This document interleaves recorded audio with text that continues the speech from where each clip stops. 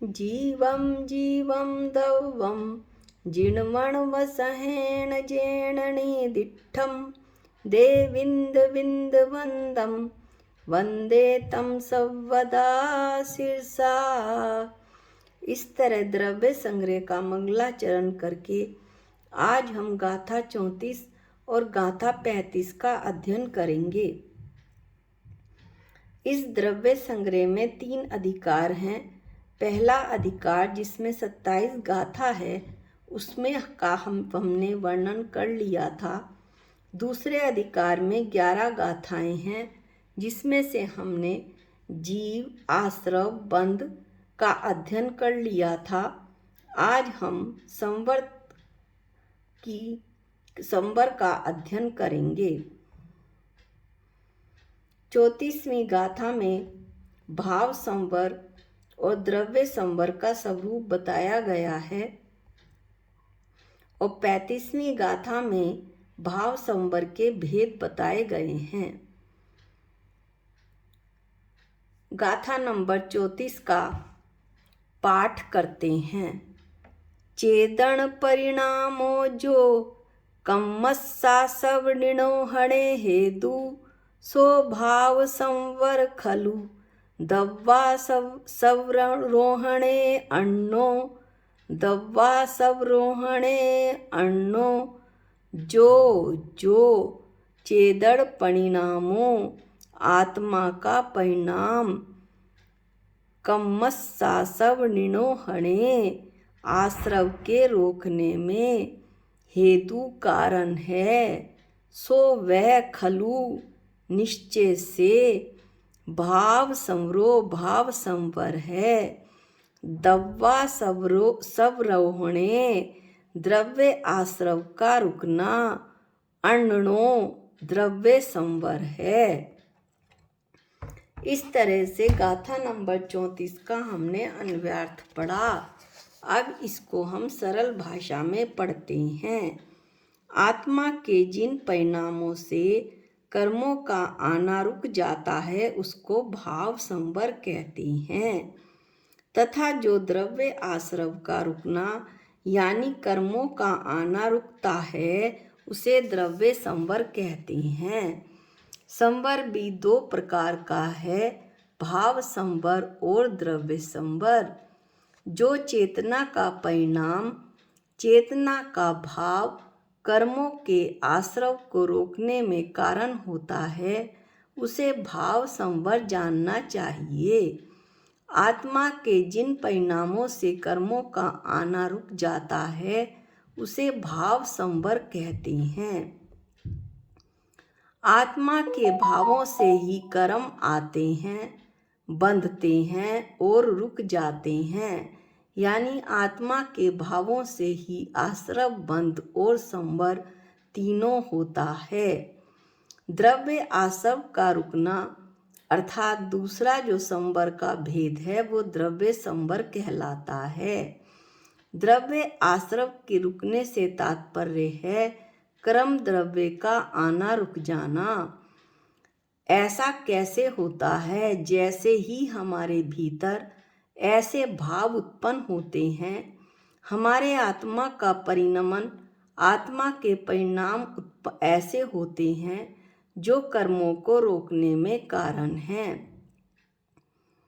दृष्टांत के तौर पर जैसे राग में रागी, देश में देशी, क्रोध में क्रोधी ना होकर केवल ज्ञाता दृष्टा रहना, जानने और देखने वाला रहना, तो भाव संवर होगा।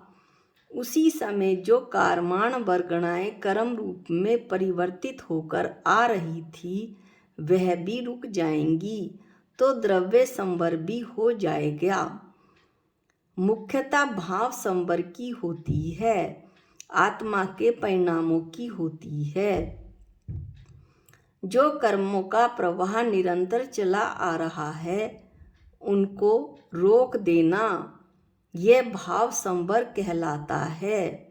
इस तरह से हमने भाव संवर और द्रव्य संवर के स्वरूप को जाना। अब जो अगली गाथा है उसमें भाव संवर के भेदों का वर्णन किया गया है।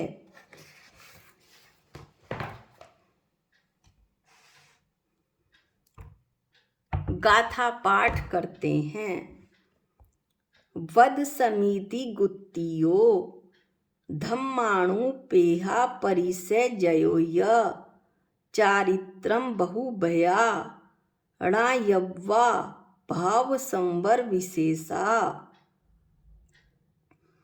वद समिति गुत्तियो व्रत समिति गुप्ती धम्माणु पेहा धर्म अनुप्रेक्षा परिसय जयो परिसह जय य और बहुभया बहुत प्रकार वाला चारित्रम चारित्र भाव संवर विशेषा भाव संवर के भेद णायव्वा जानना चाहिए। अब इसे हम सरल भाषा में पढ़ते हैं, भावार्थ के रूप में पढ़ते हैं। 5 व्रत, 5 समिति, 3 गुप्ती, 10 धर्म, 12 अनुप्रेक्षा, 22 परिचय और अनेक प्रकार का चारित्र। अनेक प्रकार के चारित्र में 5 चारित्र आएंगे। ये सभी भाव संवर के भेद हैं, अर्थात ये सभी कर्मों के आश्रव को रोकने के कारण हैं। कर्मों को रोकने के लिए आत्मा के ये परिणाम, आत्मा के ये भाव आवश्यक हैं। अब भाव संवर के एक पिक हम देख लेते हैं। भाव संवर के भेद 5 समिति, 3 गुप्ती, 10 धर्म, 12 अनुप्रेक्षा, 22 परिचय, 5 चारित्र और 5 व्रत। अब हम इनको एक एक करके पढ़ते हैं। आत्मा में कर्मों का आश्रव यानी कर्मों का आना हमेशा होता रहता है। अतः आचार्य कहते हैं कि इन आश्रवों को रोकने की विधि क्या है। इस विधि का हम अध्ययन करते हैं।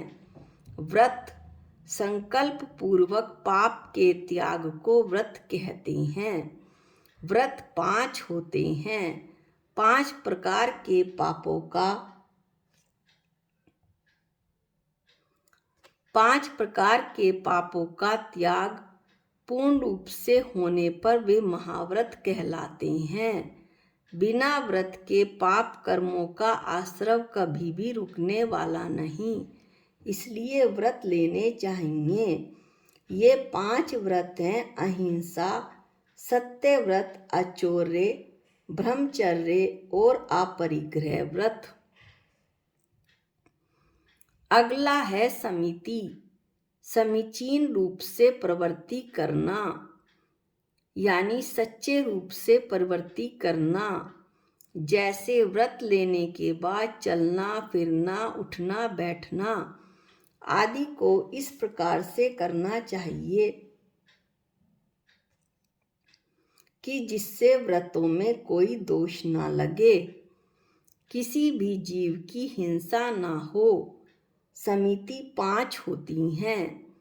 इरिया समिति देखभाल कर चलना, भाषा समिति सोच समझकर बोलना, ऐषणा समिति देखभाल कर खाना, आदान निक्षेपण समिति वस्तुओं को देखभाल कर उठाना रखना इत्यादि। प्रतिष्ठापन समिति शरीर का मलमूत्र कफ आदि का निक्षेपण जीव जंतु रहित स्थान पर करना। इन समितियों को पालन करने से भी कर्मों का संवर होता रहता है। जो व्रत लिए गए हैं उन व्रतों को समितियों में ध्यान रखना, जिससे कि लिए गए व्रतों में कोई दोष न लगे। समिति का अर्थ हुआ सही रूप से प्रवृत्ति करना। स्वयं को अपने को आत्मनियंत्रित रखना। अब है गुप्ती। मन वचन काया को हमेशा शुभ और अशुभ से बचाना, अर्थात बिल्कुल समय को आत्मनियंत्रित कर लेना, एक तरह से गुप्त कर लेना। आत्मा की मन वचन काया से रक्षा कर लेना, क्योंकि आत्मा में कर्मों का संवर तभी होगा जब उसमें किसी प्रकार की अशुभ प्रवृत्ति ना हो, ना अशुभ मन, ना कोई अशुभ विचार मन में आए, ना अशुभ बोलने की भाषा हो, यानी अशुभ भाषा बोली जाए, ना ही को अशुभ कार्य कोई भी काय से हो, शरीर से हो। इसी को गुप्ती कहते हैं। इसमें एक बहुत सुंदर दृष्टांत है। जैसे कछुआ होता है, वह अपना मुंह सिर्फ जरूरत पड़ने पर ही निकालता है। जैसे जब उसको चलना हो, खाना हो, जैसे उसका कोई खतरा होता है, वह अपनी गर्दन को संकुचित करके अंदर कर लेता है, क्योंकि उसकी गर्दन नर्म और पीठ मजबूत होती है, जिसके कारण उसे कोई क्षति नहीं पहुंचती। इसी को गुप्ती कहते हैं। इस तरह अपने मन वचन काया को गुप्त करके अपनी आत्मा की रक्षा करना। इसका थोड़ा और विस्तार से वर्णन करते हैं। मन गुप्ती। मन में किसी प्रकार का आर्थ रोत ध्यान न करना, दुख के भाव न करना, रोद्र क्रोध की भावना न रखना, मन में किसी भी प्रकार की कोई इच्छा न लेना, ना लाना। जैसे भोजन करके आ गए, फिर भी उसी के विषय में सोचते रहे, अरे मुझे तो खीर खानी थी, वहाँ तो हलवा था। इस तरह का यह गुप्ती का अभाव है। वचन गुप्ती। किसी भी विषय में कुछ भी गलत, कड़वा और अशुभ ना बोलना, निंदा के वचन नहीं बोलना, दूसरों को दुख देने वाले वचन नहीं बोलना, अथवा मौन धारण कर लेना, ये सभी वचन गुप्ती है। काय गुप्ती। जहाँ बैठ गए वहाँ पर स्थिरता से बैठना, बैठे बैठे इधर उधर देखना, हिलना डुलना, यह काय गुप्ती का अभाव है। इसके बाद है धर्म। 10 प्रकार के धर्मों की प्रवृत्ति व भावना होना। 10 धर्मों का पालन करने से कर्मों का संवर होता है। धरतीति धर्मः। जो संसार के दुखों से छुड़ाकर स्वर्ग मोक्ष आदि उत्तम सुख में पहुंचाता है, उसे धर्म कहते हैं। धर्म 10 होते हैं। उत्तम क्षमा, उत्तम मार्दव, उत्तम आर्जव, उत्तम शोच, उत्तम सत्य, उत्तम संयम, उत्तम तप, उत्तम त्याग, उत्तम आकिंचन्य, उत्तम आकिंचन्य, उत्तम ब्रह्मचर्य। इस तरह हमने 10 धर्म देखे। अब अगला है अनुप्रेक्षा। संसार, शरीर आदि के स्वभाव का बारंबार चिंतन करने को अनुप्रेक्षा कहते हैं। अनुप्रेक्षा के 12 भेद होते हैं। अनित्य, अशरण, संसार, एकत्व, अन्यत्व, आशुचित्व, आश्रव, संवर, निर्जरा, लोक, बोधि दुर्लभ और धर्म अनुप्रेक्षा। इसके बाद है परिचय जय। 22 परिचय जय। भूख प्यास आदि की वेदना उत्पन्न होने पर कर्मों की निर्जरा करने के लिए उसे शांति पूर्वक सहन करने को परिचय जय कहते हैं। ये परिचय 22 होते हैं। क्षुधा पिपासा शीत उष्ण दश दंश मशक नागन्य आरती स्त्रीचर्या निषधा शय्या आक्रोश वध याचना आलाप रोक तृण स्पर्श मल सत्कार पुरस्कार प्रज्ञा व आदर्शन।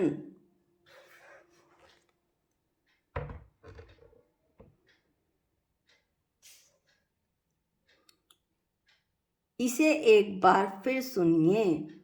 क्षुधा पिपासा शीत उष्ण दंश मशक नागन्य आरती स्त्री चर्या शय्या निषधा आक्रोश वध याचना आलाप आदर्शन रोग तृण स्पर्श प्रज्ञा अज्ञान मल और सत्कार पुरस्कार। इन सभी का विस्तार से वर्णन तत्वार्थ सूत्र में किया गया है। चारित्रम चारित्र 5 प्रकार के होते हैं। सामायिक छेदोपस्थापना परिहार विशुद्धि सूक्ष्म संप्राय और यथाख्यात। हिंसा असत्य चोरी कुशील और परिग्रह इनके त्याग को चारित्र कहते हैं अथवा पाप क्रिया से निवृत्ति को चारित्र कहते हैं। इस तरह से हमने 35वीं गाथा में भाव संवर के कुल 62 भेदों का वर्णन किया। अगले वीडियो में हम निर्जरा तत्व का वर्णन करेंगे। आज के लिए इतना ही। निज निधि निज में बताई ये अनंत उपकार है, इसके लिए जिन वाणी माँ को वंदनानंत बार है, वंदनानंत बार है। सबको जय जिनेंद्र।